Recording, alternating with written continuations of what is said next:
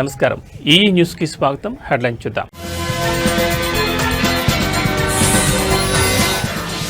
రేపు జూబ్లీహిల్స్ అసెంబ్లీ నియోజకవర్గ ఉప ఎన్నిక నోటిఫికేషన్ విడుదల. షేక్పేట్ తహసీల్దార్ కార్యాలయం వద్ద 144 సెక్షన్ విధింపు.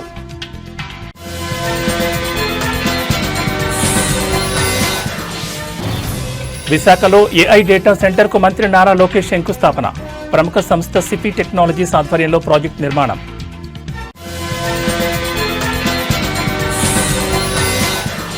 కడపలో మద్యం మత్తులో యువకుడి వీరంగం. రోడ్డుకు అడ్డంగా కారు పెట్టి హల్చల్.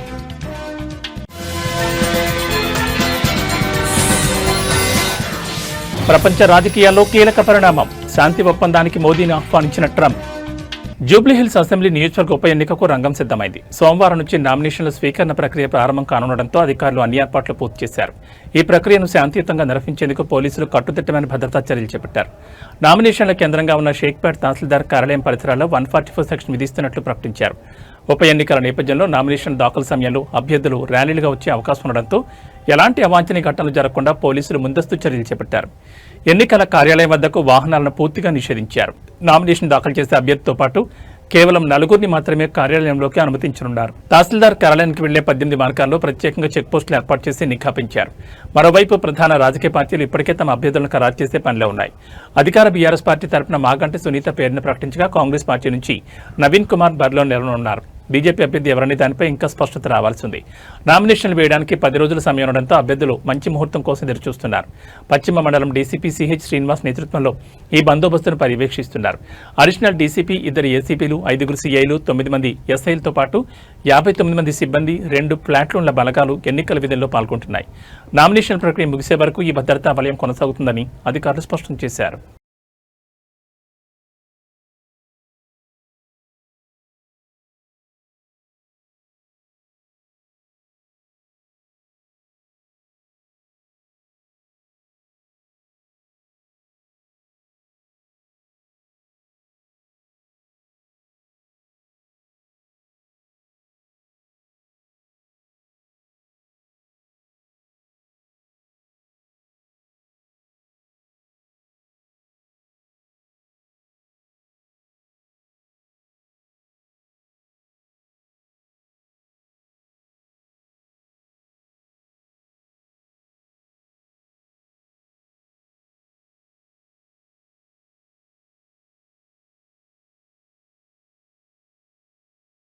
ఆంధ్రప్రదేశ్లో టెక్నాలజీ హబ్గా ఎదుగుతున్న విశాఖపట్నం గ్లోబల్ డిజిటల్ ప్రపంచంలో తన స్థానాన్ని సుస్థిరం చేసుకునే దిశగా కీలక అడుగు వేసింది.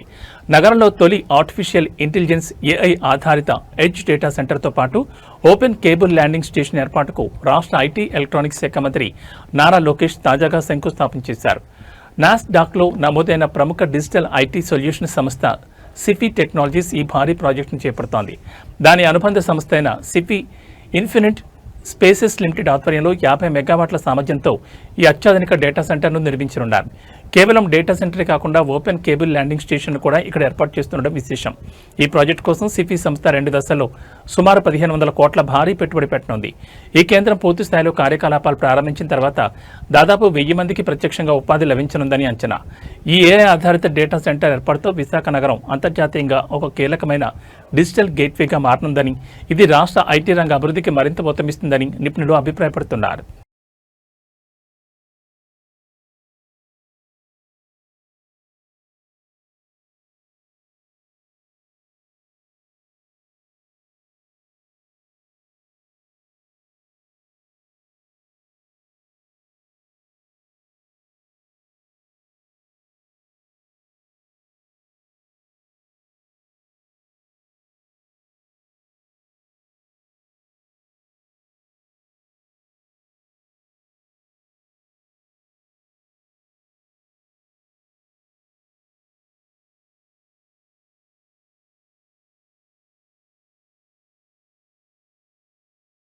కడపలో మద్యం మత్తులో ఓ యువకుడు వీరంగం సృష్టించాడు. నడి రోడ్డుకు అడ్డంగా కారు పెట్టి దానిపైకెక్కి హల్చల్ చేశాడు. తన కూతురుపై రేప్ చేశారని, ఆమె చనిపోయిందని హంగామా సృష్టించాడు.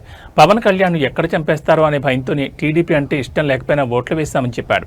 తమ కుటుంబం వైఎస్ కుటుంబానికి వీరాభిమానులం అంటూ అతను పొంతనలేని సమాధానాలు చెప్పాడు. రోడ్డుపై ప్రయాణికులను అడ్డుకుంటూ వారికి ఇబ్బందులు కలిగించాడు.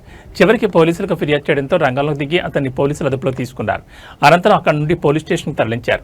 దీనికి సంబంధించిన వీడియో సోషల్ మీడియాలో వైరల్ అవడంతో అతనిపై కఠిన చర్యలు తీసుకోవాలని నెటిజన్లు కామెంట్లు చేస్తున్నారు.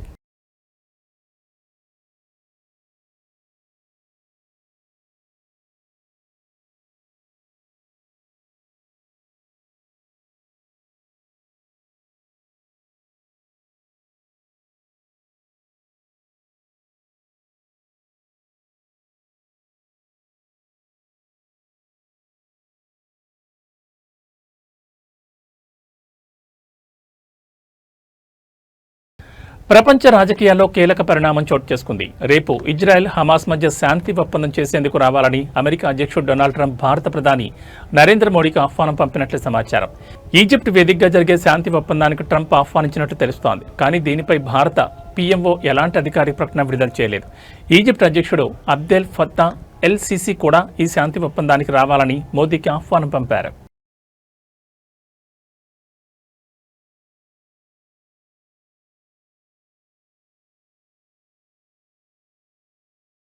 జనగామ జిల్లా 10వ ఆవిర్భావ దినోత్సవ వేడుకలు స్థానిక ఎన్ఎంఆర్ గార్డెన్లో ఘనంగా జరిగాయి. ఈ సంబరాలను సోషల్ వాయిస్ ఫౌండేషన్ మరియు జనగామ రచయితల సంఘం సంయుక్తంగా నిర్వహించాయి.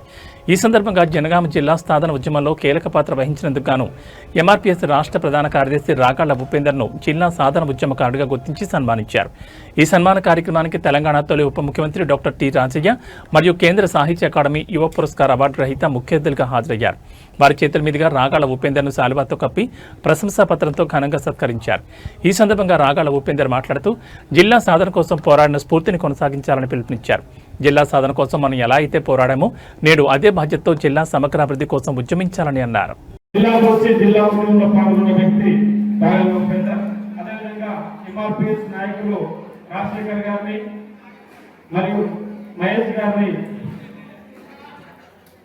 అనిల్ గారిని వెతుకు మీదకి రావాల్సిందిగా కోరుతున్నాం. దయచేసి త్వరగా అన్నారండి.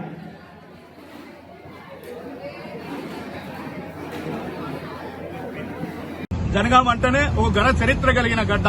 జనగామ అంటేనే వీర తెలంగాణ సాయుధ పోరాటానికి ఊపిరినిచ్చిన గడ్డ. రజాకార్ల మూకలు నిర్బంధంతో అణిచివేతలకు గురి చేస్తున్న సమయంలో ఆ రజాకార్ల మూకలను తిరుగుబాటు చేసి కేతనాన్ని ఎగరేసిన గడ్డ జనగామ గడ్డ.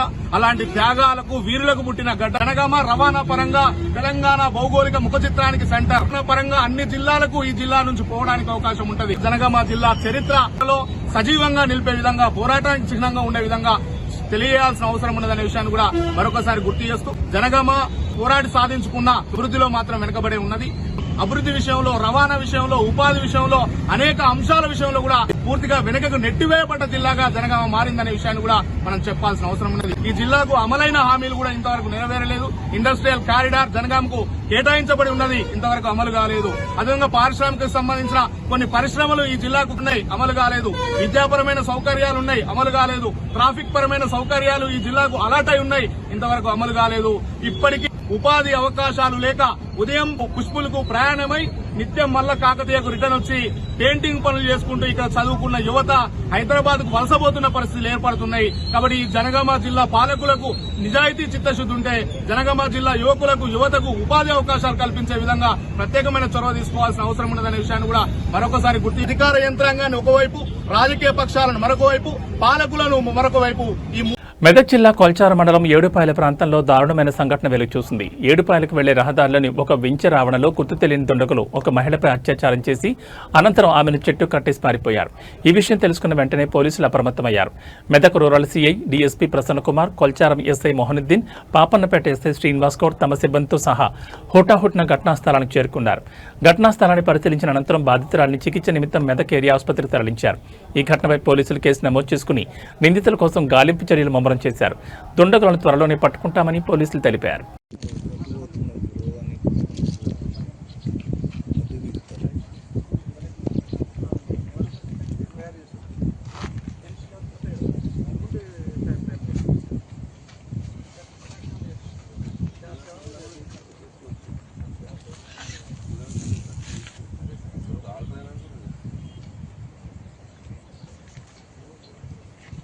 బెల్లంపల్లి మాజీ ఎమ్మెల్యే మరియు బీఆర్ఎస్ నాయకులు దుర్గం చెన్నయ్య పట్టణంలో ఇంటింటికి తిరిగి కాంగ్రెస్ పార్టీకి సంబంధించిన బాకీ కార్డును పంపిణీ చేశారు. ఈ సందర్భంగా ఆయన కాంగ్రెస్ పార్టీ హామీల అమలు తీరును ప్రజలకు వివరించారు. ఈ సందర్భంగా దుర్గం చెన్నయ్య మాట్లాడుతూ అసెంబ్లీ ఎన్నికల సమయంలో గ్యారంటీ కార్డుల ద్వారా అమలు కాని హామీలు ఇచ్చి కాంగ్రెస్ పార్టీ అధికారంలోకి వచ్చిందని ఆరోపించారు. అయితే అధికారంలోకి వచ్చిన తర్వాత ఇప్పటి వరకు ఒక్క హామీని కూడా అమలు చేయకుండా ప్రజలకు ముఖ్యంగా ఇంటింటికి లక్షలాది రూపాయలు బాకీ పడిందని తీవ్రంగా విమర్శించారు.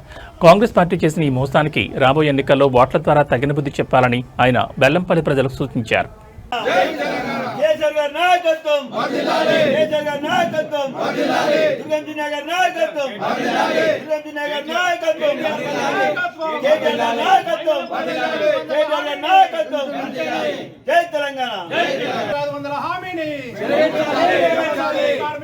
కార్మికులకు నెలకు 4,000 పెన్షన్, 6,000 పెన్షన్, కళ్యాణ లక్ష్మిని వెంటనే, విద్యార్థులకు స్కూటీని వెంటనే, సంవత్సరానికి 5 లక్షలు వెంటనే, రైతులకు రైతు భరోసా వెంటనే, 500 బోనస్ వెంటనే. ఓం సాయిరామ్, ఓం సాయిరామ్. షాదీ ముబారక్ను తర్వాత తులం బంగారం ఇస్తా అన్నారు అప్పుడు రేవంత్ రెడ్డి ఎన్నికల టైంలో. అది ఇప్పటి వరకు ఇవ్వలేదు కదా. అట్లాగే ముసలి వాళ్లకు వృద్ధులకు 4,000 రూపాయలు పెన్షన్ ఇస్తా అని చెప్పి రేవంత్ రెడ్డి ఎన్నికలప్పుడు హామీ ఇచ్చాడు. ఇచ్చి ఇప్పటి వరకు కూడా 4,000 పాత 2,000 కేసీఆర్ గారు ఇచ్చిన 2,000 వస్తున్నాయి, కానీ రేవంత్ రెడ్డి చెప్పిన ఇంకా 2,000 కల్పిస్తానని అవి ఇప్పటి వరకు రాలేదు. ఇప్పటికేమైంది, 22 నెలలు అయింది. 22 నెలలు ఇంటూ 2,000 వేసుకుంటే ఒక్క ముసలి తల్లికి 44,000 రూపాయలు బాకీ పడ్డాడు. అయితే ఇంకా ఏమన్నాడు, ఇంకొక అడుగు ముందుకేసి రేవంత్ రెడ్డి ఏమన్నాడు, కేసీఆర్ గారు ఒక ఇంట్లో 2 వృద్ధులు ఉంటే ఒక్కరికే ఇస్తున్నాడు, నేనైతే అవ్వకిస్తా తాతకిస్తా, అవ్వకు 4,000 ఇస్తా తాతకు 4,000 ఇస్తా అని చెప్పేసి ఆ రోజు మాట ఇచ్చాడు.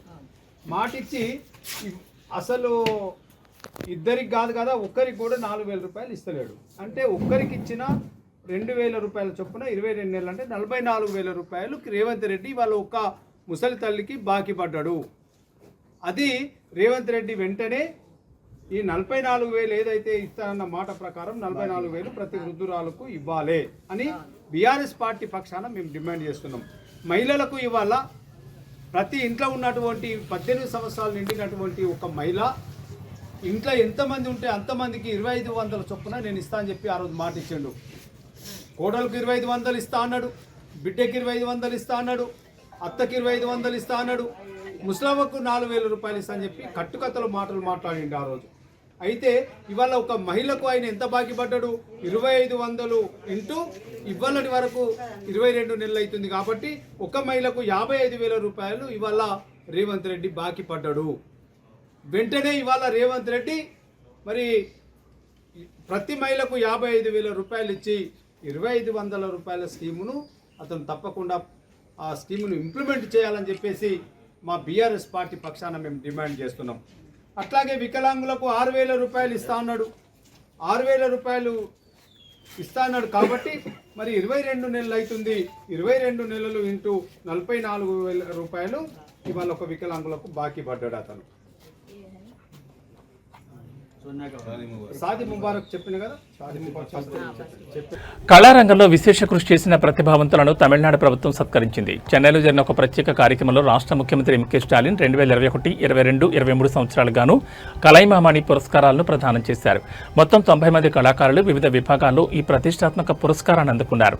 2021 సంవత్సరానికి గాను నటనా విభాగంలో ప్రముఖ నటి సాయి పల్లవి ఈ పురస్కారానికి ఎంపిక కాగా ముఖ్యమంత్రి స్టాలిన్ స్వయంగా ఆమెకు అవార్డును అందజేశారు. అలాగే నటులు ఎస్జే సూర్య, విక్రమ్, ప్రభు తదితరులు కూడా పురస్కారాలు అందుకున్న వారిలో ఉన్నారు. సంగీతం, నృత్యం, నాటకం, సినిమా వంటి విభాగాల్లో విశేష కృషి చేసిన కళాకారులను ప్రభుత్వం గుర్తించి సత్కరించింది. కలైమామణి పురస్కారం తమిళనాడులో కళారంగానికి ఇచ్చే అత్యున్నత గౌరవంగా పరిగణించబడుతుంది. ఈ పురస్కారాల ద్వారా కళా సాంస్కృతిక రంగాన్ని ప్రోత్సహించడమే తమ ప్రభుత్వ ధ్యేయమని ముఖ్యమంత్రి స్టాలిన్ పేర్కొన్నారు. ఈ కార్యక్రమంలో ఉప ముఖ్యమంత్రి ఉదయనిధి స్టాలిన్ తదితరులు పాల్గొన్నారు.